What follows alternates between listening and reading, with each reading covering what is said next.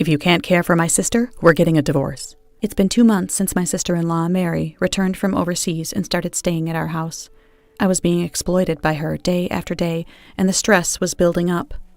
I decided to talk with my husband to see if there was any way to resolve it, but he turned red with anger and demanded a divorce. I argued that it was an excessive leap to come to such a conclusion, but he refused to listen to my words. Let's have a proper discussion about what we should do moving forward. There's nothing to discuss. My sister will stay in this house as long as she wants. Frustration grew inside me as my husband casually uttered those words, and I couldn't bear it any longer. Eventually, it escalated into a big argument. Mary witnessed our situation, and not only did she fail to intervene and stop us, but she also smirked with satisfaction. It was obvious that she was the cause of all this. I had no idea what she was thinking. 2 months ago, Mary, who was married abroad, got divorced and returned to New York. She lost custody of her children to her ex-husband and was deeply heartbroken. She decided to live in a hotel instead of moving back in with her parents to avoid their probing. Eventually, she started coming over to our house occasionally, saying she was lonely. About a week had passed since Mary had started visiting, when one day I returned home from work and my husband stopped me from entering my own room. "Hold on, don't just barge in there." "Huh? Why?" "I can't have my sister living in a hotel forever, so I decided to let her use this room." He had decided to not only let Mary move in, but to let her use my room without discussing it with me. All my personal belongings were still in the room. "This is a problem. You should have discussed it with me first." "You're such a petty woman. Why can't you just tell her to make herself at home? Mary didn't just get divorced, she lost her children, too." I felt guilty, as if I were the one in the wrong when he scolded me like that. As I stayed silent at a loss for words, he told me to make sure to always knock before entering the room. From that day on, Mary started using my room as if it were hers, and started treating me like a housemaid. "You came home late. I'm hungry, so hurry up and make me dinner." "I had dinner pre-cooked, so it will be ready soon." "I'll be playing a game in my room, so call me when it's ready." After preparing the meal, I knocked on the door and called her. She quickly came out, but grimaced at the sight of the meal I prepared. "Spaghetti with meatballs? You know I don't like pasta. I can't eat that. Make me a steak with a full set of side dishes." "I don't have the ingredients, and it'll take a long time to make." "Then never mind. Can you order takeout?" "I've already made pasta for 3, so bear with it today." "No way. Order takeout now." What do I do? My husband insisted that I should just go along with his stubborn sister, but I was at a loss. If I dared to express my feelings, he told me, "Think about Mary's feelings," which left me unable to retort.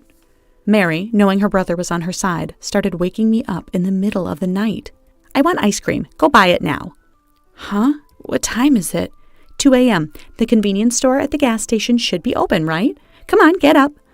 I was just about to fall asleep. "I have work tomorrow, so give me a break." Whenever I refused, she immediately ran to my husband and tattled on me, resulting in me getting scolded and ultimately having to go get ice cream in the middle of the night. Mary never bothered to clean up after meals or help with any household chores whatsoever. On top of that, she orders me to clean her room every day. Just to be clear, her room refers to my room that she has been using. Day by day, her demands toward me escalated. Now she was asking me for money. "Sorry, that's not possible. If anything, go ask your brother." "I can't believe you're refusing. I'm going to tell my brother again. Are you okay with that?" I'd been following her orders, knowing the difficulties she's been through, but if I gave her the money now, I knew she would keep asking for more money in the future. That day, for the first time, I stood my ground and refused to be bossed around by my sister-in-law. Of course, the moment my husband got home from work, she tearfully accused me of harassing her. "Catherine, why did you make my sister cry?" I simply refused because she asked for money. Plus, she doesn't do any household chores, and on top of that, she treats me like a housemaid. I'm emotionally exhausted. It's been over 2 months since she moved into our home. Can't you do something about it? "Shut up. If you can't care for my sister, we're getting a divorce." My husband turned red with anger and demanded a divorce. I argued that it was an excessive leap to come to such a conclusion, but he refused to listen to my words. "Let's have a proper discussion about what we should do moving forward." "There's nothing to discuss. My sister will stay in this house as long as she wants." Frustration grew inside me as my husband casually uttered those words, and I couldn't bear it any longer. Eventually, it escalated into a big argument. Mary witnessed our situation, and not only did she fail to intervene and stop us, but she also smirked with satisfaction. It was obvious she was the cause of all this. I had no idea what she was thinking. Mary uttered terrifying words to me. "I'm going to make you regret it. I'm Catherine, currently 27 years old. I'm being constantly manipulated by my sister-in-law. My parents divorced when I was still young due to my father's infidelity. My mother, who raised me as a single parent, passed away from breast cancer when I was 19. Since then, although I had friends, the loneliness of not having a family could never be filled, and I lived carrying that loneliness in secret. It was during those days that I met my husband, Bob. After a year of us being together, we solidified our relationship 3 years ago. The excitement of our early days of marriage has faded, but since getting married, I've been grateful for the presence of a family. Despite this, Bob recently lost his enthusiasm for work, quit his job on his own accord, and has become a part-time worker for 3 days a week. To add to my worries, my sister-in-law, Mary, rolled into our lives. Mary was already married and living abroad by the time Bob and I got married. She was pregnant with her first child, so she couldn't come to our wedding. We never had the opportunity to meet because we were so far away. I've always heard from my mother-in-law that she was a kind and considerate daughter, so I never expected her to be so selfish, leaving me perplexed and bewildered. Her behavior continued to escalate. When I came home from work the following day, Mary was grinning with a handful of bills in her hands. The amount of money she had seemed too large to have been given by Bob. "Mary, what's with all that money?" "I sold some bags and jewelry I found in the bedroom." "Wait, you mean my room?" "Where else would they be?" I immediately rushed into my room and opened the closet, but found my mother's heirloom bags and jewelry were nowhere to be found. Mary laughed hysterically as she saw me coming out of the room in a panic. "Why did you sell my stuff?" "Because you wouldn't give me any allowance." "Don't mess around. Those were family heirlooms from my mother." "Good, so you didn't need them anymore." "That's not the point. Where did you sell them? Tell me right now." "Geez, chill out. It was this place called Super Thrift Shop, but I doubt you can get them back." I headed straight to the thrift shop to buy back the items. She just sold them today, so they still should be undergoing maintenance. It shouldn't be too late to buy them back. When I arrived at the thrift shop, I was confronted with a shocking truth. They had a rule: they could only return the items to the person who sold them, unless there was proof that the items were stolen. There was nothing I could do without the proper evidence. I was aware of this rule, but I was so caught up in the moment that it slipped my mind. As I trudged back home, a burning desire for revenge against my sister-in-law consumed me. I will get to the bottom of this. First, I'll start by cleaning my room. Another week had passed. I found myself still at the mercy of my demanding and self-centered sister-in-law, enduring my husband's anger along the way. Finally, the time for the decisive battle had arrived. Like any other day, Mary treated me like a housemaid, and my patience was thin. As the evening approached, I ended up getting into an argument with Bob.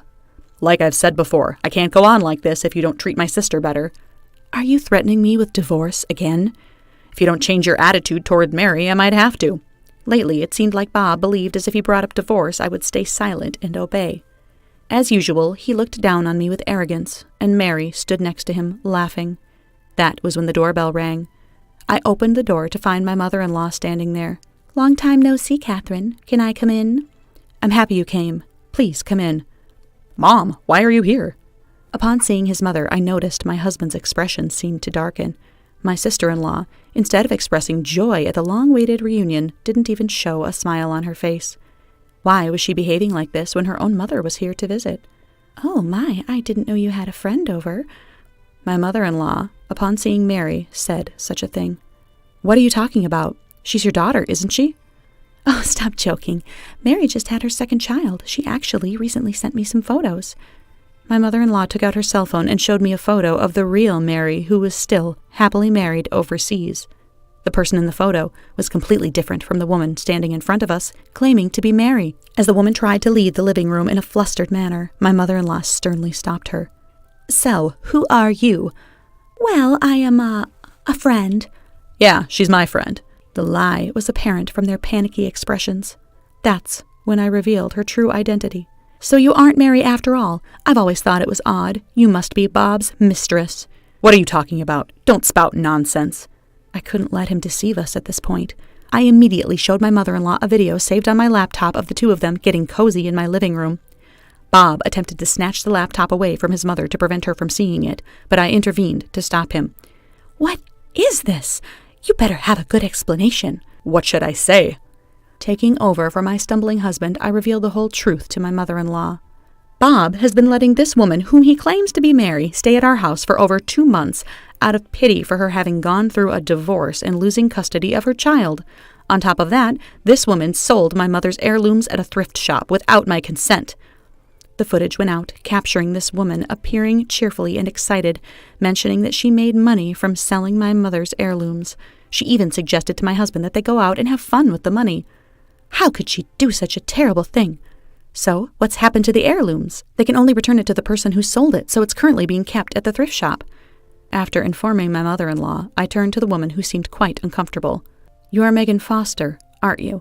No, you're wrong. Don't make baseless accusations. Do you have any evidence? It's pointless to play innocent. You may not have known, but I happen to be the manager of the super thrift shop. Huh? I didn't see you there. I wasn't at the shop on the day my mother's heirlooms were sold because I was attending a meeting at headquarters.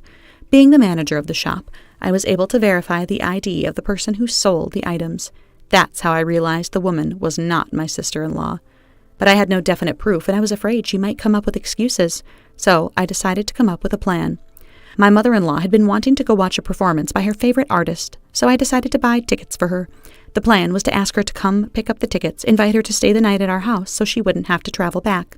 Unaware of the situation, she was thrilled, and that's how we got to today. I'm sorry for making you come here without telling you the truth. That's all right.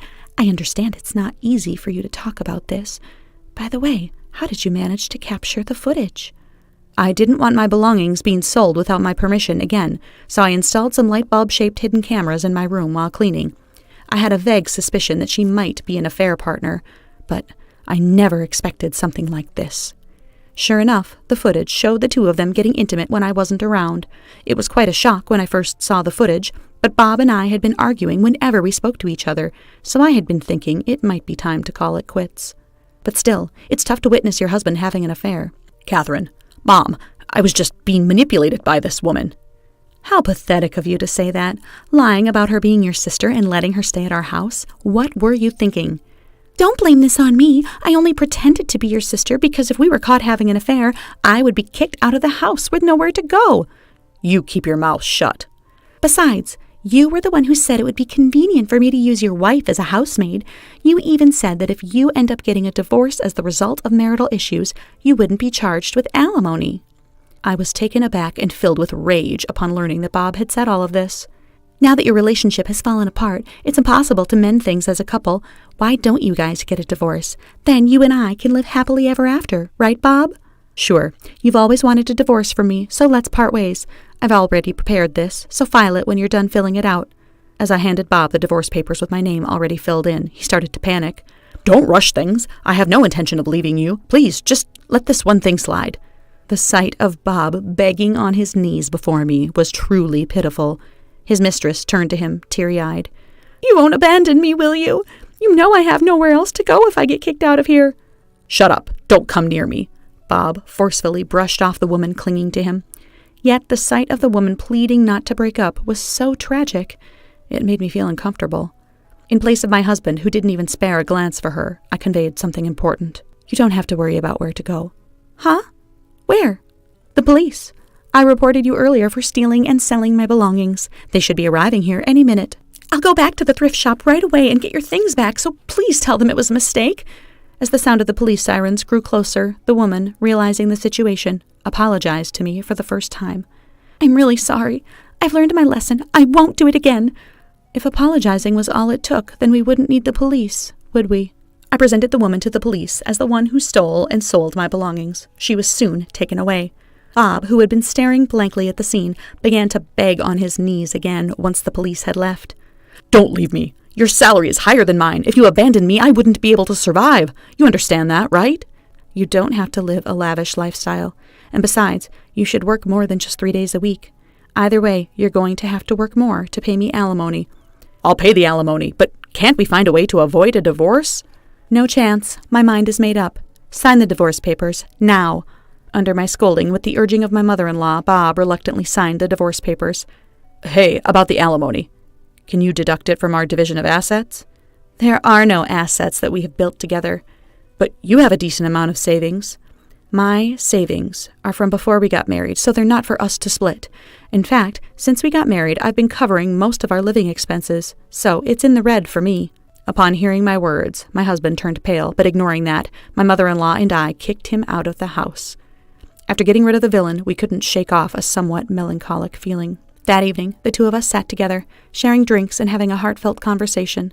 My mother's heirloom bags and jewelry were safely returned to me later, with enough proof showing that they were stolen. My divorce with Bob was quickly finalized, and I demanded $20,000 each in alimony from Bob and his mistress. Bob was disowned by his in-laws. He had also broken up with his mistress, who was already let out of jail, as they were constantly arguing. My mother-in-law, worried about me being alone, reached out to me every once in a while. Through this incident, I felt our bond was stronger than ever. Fast forward 3 years, and I'm standing in a chapel wearing a wedding dress. I held the hand of the man who'd been waiting eagerly for me to walk down the aisle as we vowed to love each other for eternity. I felt a trickle of happiness fall down my cheeks.